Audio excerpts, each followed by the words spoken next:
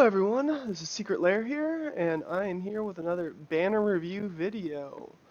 I've been gone for a little bit because of personal stuff. I'm moving right now, so things have been a little bit chaos for the last 2 months.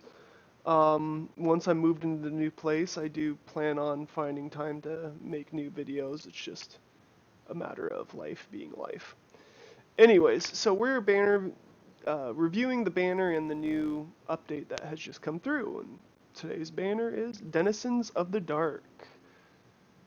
And with that, we have a new hero, Arachne. She is a mage class, and her role is a DPS and heal debuff. She does damage over time also. I didn't put that over here, DOT. And possible uses are pretty much every corner of the game. Arena raids, conquest bosses. She could probably even find uses in dungeons. She seems to be doing a lot of damage. Um, so yeah, so compared to Ho Yi, who was a little underwhelming when he first came out, I doubt she's gonna get a buff. If anything, she will get nerfed because she's really powerful. So to go over her skills, let's learn why she's so powerful. You have Widowmaker. So applies a debilitating poison, dealing 75% damage 2 times a second for 6 seconds. So it doesn't seem like too much yet. Deals additional 100% damage to non-armored enemies. So those tanks that don't have armor to start with really are going to get hurt by her. Which is, I think, just Leo and Leonidas and Lupin, I think is the other one. Additionally, additional casts refresh poison duration and increase tick damage by 35% up to 5 stacks. If we do some quick math, 5 times 5, 25, 5 times 15, 170%, 175% added to the 75%. So if the fight lasts long enough, she's dealing a lot of damage. And the charges per use is 5. That's extremely small. I believe they're going to probably change that to 6 in the future. Because I mean she's going to be really powerful in boss fights right now, just because of the skill alone. Because you're going to get up to that 200% damage, 250% damage per tick, and it's going to just go throughout the entire time because you have one target. Other than slime boss, the slimed claws might be a weakness, but otherwise she's going to be really strong, just pure damage. She's not a debuff. She's only a heal debuffer, so she'll debuff their boss heals also. We'll see that soon. All attacks from. So this is one of her passives.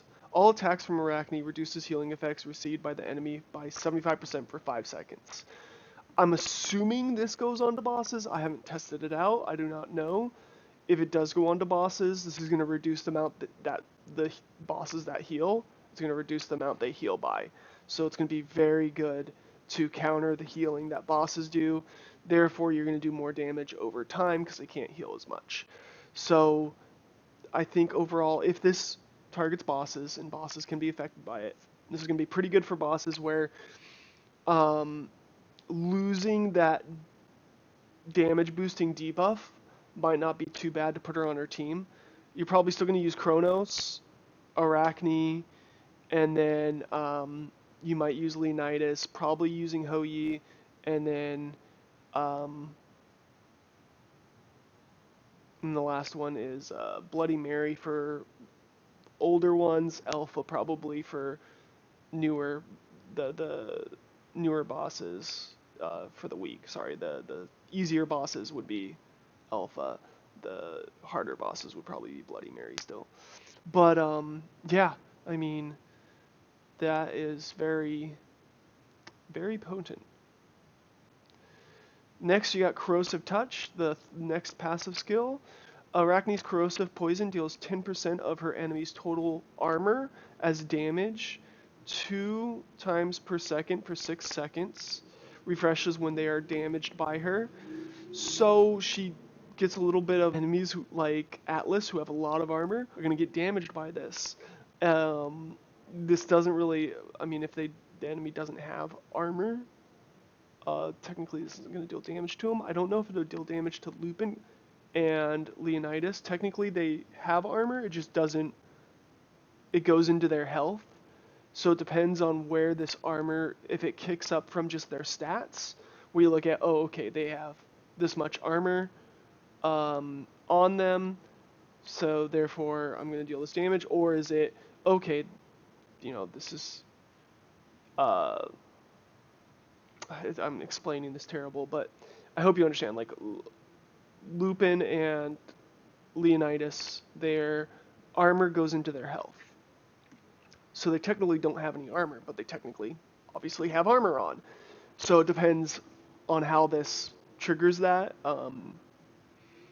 Either way, they're getting damaged by her significantly if they don't have the armor on, but this is taking away their armor pretty fast. So Corrosive Touch, pretty nice synergy skill for just damage over time. This is her masteries, magic mastery, range arm. I put range. This should be magic armor and magic HP. These seem pretty good. I didn't look up ahead of time to see if they are good. I think they're pretty good. They may change. Who knows? So my suggested enchants would be. So I've heard people. So the traditional magic enchants you put on a mage. Power 3 on the armor, without a doubt. There's no reason to put anything else. On the helm, you're going to do Armor Piercer or Sword Breaker, because their armor is weaker than any other class's armor. Unless you outgear the enemy by a lot. If you outgear the enemy by a lot, obviously you're going to want to use Giant Slayer. Sword Breaker is for bosses, for really hard bosses. You do that. And you got damage 4, Shattering Blow for weapons. I've heard people still using Shattering Blow. I don't know if it's good. I haven't done the math. And then Smite for bosses. I'm never sure on weapons. I don't experiment enough to know what's really good on weapons, but damage 4 is always decent, and Shattering Blow might be good. I've heard people using it. Crit 4 might be good too. I don't know. So possible future changes, her damage per second may get nerfed. I mean that's probably not a may, that's probably will happen. And then her anti-heal may get nerfed, although I don't see it getting too nerfed compared to her damage per second. She just deals massive damage right now. So banner statistics is probably the most important thing to know. So last banner, we didn't see much change in the statistics overall. This time we do have a change in that mages are going to be 41% of what you get. So if you want to pull mages, you want to pull from the Denizens of the Dark banner, because you got a 41%, over 41% chance of getting a mage. Warriors, you got 33%. Rangers, you got 25%. Compare that to the Heroic Summons banner, and you got 40% chance of warriors. So if you want warriors or you want rangers, you're going to want to pull from this Heroic Summons. But you'll notice that there's not too much difference in rangers. 3 out of 12, 8 out of 30 comes to about the same. You just have a slightly increased chance on the Heroic Summon banner. So you're going to want to pull mages to get that beautiful Arachne up. And yeah, I find this very useful to know, because now you know if you want to upgrade your units, where to pull from. You want to get Leonidas to SSS, you need to pull from the Heroic Summon banner. You want to get the new hero, you want to pull from the Denizens of the Dark. You want to get Hoi up to Quad S, you're going to want to pull from Heroic Summons, although it doesn't matter as much. Oh yeah, other banner updates. Okay, there we go. There's other banner updates that come along with this. So a durability increase between levels 248 and 349. So basically they increase how the HP scales throughout those levels. So you will see HP scale a lot faster between those levels. Which is fine. I think they had a problem with people who were like just starting off in the 240s, just destroying everyone else because there wasn't that big of an HP gap. So they're increasing the HP gap. So if you're a little higher level, you can compete with the people that are just paying to win. Chronos, you'll see there's a nerf to Chronos. Kind of. It's kind of a nerf. So I didn't do the math on this. I was going to in my head, but I didn't want to do 12 times 15. I don't know what that is. So damage per second elapsed. They reduced the amount of damage per second, increased. So, like, from 12% to 8%. Um, and then the time cap used to be 15 seconds, so they increased it to 20 seconds. So you go 20 times 8, you get 160%. And then 15 times 12 is, I don't know how much that is. But if it comes out to the same amount, it's a little bit of a nerf. Either way, it's a nerf. I mean, I guess I could do this math because it's just double 6 times 15. So 6 times 15 is 0, 3, 6, 90. So it's 180 versus 160. So yeah, it's a clear nerf. He, so, Kronos got nerfed. He's still good for bosses because he still has that damage debuff and he has one of the best debuffs in the game for bosses. You got lucky, he got nerfed. We kind of all knew. So the time to throw the projectile got reduced, but the debuff duration also got reduced from 4 seconds to 3 seconds. So it takes shorter time for him to throw the projectile, but his debuff duration got sent from 4 seconds to 3 seconds. So in a sense, it's a nerf. Lupin, Deathly Howl, 4 to 4.5 seconds. So a little bit of a buff, I'm guessing, for Lupin. He's not used often, so, and I can't remember what Deathly Howl does. Remus got his armor heal got boosted, so instead of 200% of damage, 250% of damage gets healed as armor. It's okay. It's still single. His armor heal is still like not as good as Mary's. So I don't know what like. The only way I can see, if a new game mode comes where it's like 2 heroes versus 2 heroes, I can see Remus being way more useful in a 2v2 than in a team fight because he just doesn't heal enough allies to be effective in a 2v2, to be effective in a 5v5 compared to Bloody Mary. You're always going to choose Bloody Mary over Remus. Robin, technical shooting goes from 3.25 seconds to 3.5 seconds. I believe this is his active skill that boosts his damage, so it lasts for 0.25 seconds longer, so he gets more damage out. Atlas, his reflect was buffed. Good, like this is something to watch out for. His reflect got buffed to 20%. So he reflects 20% damage. I think reflect is his active. And Juggernaut, so his HP got boosted and his armor bonus got boosted. So really, Atlas got boosted a lot, so he might be good in dungeons. I still don't think he's going to be good in arena. Just because you got like people like Lucky. Constance got a weird adjustment that I don't know if it's a buff or a nerf. So the HP threshold got sent to 80%. So that's kind of a buff for his Infernal Pact. But his damage resistance went from 85% to 66%. So just to give you an idea of, I was using Constant for a while, and the reason was that if you have enough HP on Constant, and this threshold kicks in, all of a sudden you have 85% damage resistance. So you're not taking damage, period. Like you're taking barely any 15% of the damage that you would normally be taking. And so Constant was useful if you had enough HP on him. So if you were a high enough level. So he became a very, very end game character that became good with end game content.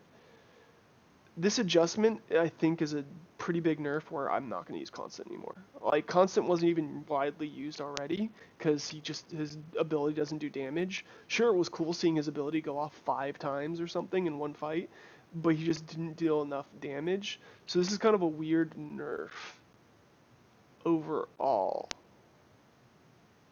because it's just aimed towards late game players and makes Constant no longer available. So I don't know why they did it.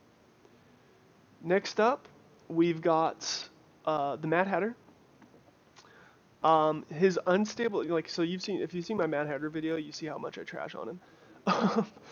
So unstable magics goes from extra damage 90% to 150%. So he's doing a whole lot more damage, and the reduced damage goes from 35% to 60%. So he has a 50% chance of doing 150% damage or a 50% chance of doing 60% damage. So so this is actually really good where it might make Mad Hatter viable for boss fights. Since Mad Hatter is such a single target unit, I don't think he's going to be good for anything other than boss fights where, anything that has more than one target, he's not going to shine. So he might be viable for boss fights. But we have Arachne. We need those buffers, so those debuffers. So Mad Hatter might not be able to fit in because Arachne is so good, and you don't have enough room for another mage in there, unless you have 5 sets of mage gear. Hou-Yi is probably going to end up being better than Mad Hatter no matter what. But you never know. Try him. Try him. Greenleaf sharpshooter damage multiplier from 250% to 300%. This is pretty good. She can do a lot more damage over time. I think this is something to look out for. Greenleaf might be more viable now. I think Hou-Yi might still be better, but Greenleaf might. It depends. They need to add second passives to some of the older heroes. You got Uncle Sam, which they gave a little bit of a nerf to. So damage reduction from Magic Conscript goes from 25 to 20%. As I said, I felt like these small buffs that Uncle Sam gets just isn't worth the hassle. It's not that big of a deal for Uncle Sam to have these buffs when he conscripts someone. So this is nothing. Maybe someone was using it to a better ability than I could. Santa got an interesting buff / nerf. So charges required is now 8 instead of 10. So his ability goes off sooner. But his damage gained when hit went from 8% to 5%. The reason they did this is probably because so a lot of these characters you're seeing nerfs on are raid meta. Santa was raid meta. He'd be taking damage and probably dealing a lot of damage with that 8%. The thing is, fights would still last a little too long because of the charge required. With 8 charges now, he's probably going to be still better. So in a sense, this is a buff because fights will be shorter because he can get his missile off. But he got a damage reduction to kind of balance that off, and I see why they did that. It makes sense. A little damage reduction. But yeah, so people were using Santa as an off tank, just like they were using Constant as an off tank. But they ended up buffing Santa a little, because this is what you want to go off. The main thing you want is the missiles, while they nerfed Constant more. So it's a little interesting. You got Carmageddon, so Easter Bunny's getting a buff after a long time. So number of carrots is 36. Projectile hitbox was upgraded by 10%, and they slightly reduced the inaccuracy. So Easter Bunny was so unvaluable because of the inaccuracy. Same thing kind of with Mad Hatter. You don't want a % chance of you doing less damage, just like you don't want a % chance of most of your shots missing. So this is really good for Easter Bunny. More carrots and increased projectile hitboxes means Easter Bunny might be more viable for things like arena or raids or dungeons. Easter Bunny's still not great for bosses because Easter Bunny ends up killing himself most of the time, but there might be certain bosses he's good for that don't, like the bosses that don't do reflective damage. Next you got Hercules. Hercules was another raid / arena meta if you didn't have enough gear. And his radius for his stun got decreased by 10%. Not a big debuff, but it was put into place because Hercules would debuff entire teams, would stun them. So this is understandable that. So we keep going. We got Nutcracker. So they constantly want people to dual wield with Nutcracker. It's really funny. So they buffed the damage, bonus damage with dual wielding, and then the damage debuff that Nutcracker has, I think it's when he targets someone, I can't remember, was increased. So Nutcracker, again, that's something to look out for. He might be viable. They're trying to make it so you dual wield with him because that's his whole purpose. Is you're supposed to dual wield it with him, but no one does that because his ability's great for the two-hander, and it's really funny that they keep doing this. You got Heimdall, All-Seeing Eye, charges required goes from 12 to 10, so that invincibility can come up more often. Creed of the Protector, so his armor bonus goes from 85% to 110%. Pretty big buff for Heimdall. He might be really good for dungeons now. I don't think he'll be good for the other stuff. Alpha got a debuff duration lowered to 3 seconds for her frostbite, so she got a little nerf. Might still be good. Now we got Smite for melee two-handers. It got reduced to 225% from 275%. I don't know why they're like. So this frustrates me a little bit that the devs keep focusing on like nerfing stuff for boss fights. Maybe it's because we're all of us endgame players are like beating the boss and easily, and they want the boss to be a little harder, and they want us to work towards trying to having to struggle a little more to beat that final boss. Um, and so, for something for us to progress towards, I guess. But really, I mean, like end game content, all of us end game people that are at the end game should be able to beat the boss, all the bosses. It shouldn't be a struggle anymore. Um, if anything, when they come out with new bosses, because I know they're working on a new boss, make that boss for like you should be expected to get 6 to 7 kills by the time you're level 600. You know, make that level 600 that boss geared for someone who's level 600 with maxed gear, and then they should be able to get maybe 10 kills. You know, if they're not necessarily all max gear, but they're pretty good team, then maybe they get 6 to 7 kills. The reason I say 6 to 7 is if your whole guild gets, I think you have to have like 10 players get 7 and 5 players get 6. If that happens, you guys will be able to get enough kills to kill the boss. Um, and so that's the goal for every guild is to have at least 10 people get 7 kills and 5 people to get 6. Anyone who gets above is helping out those people that can't do as well. People only really use Smite in boss fights, so I don't see. I mean, I could see them using Smite on very few characters because it's every 4 hits, and so if you're in raids, you're not going to use Smite on a two-hander. But maybe people were using Smite on a two-hander in Arena. I don't know.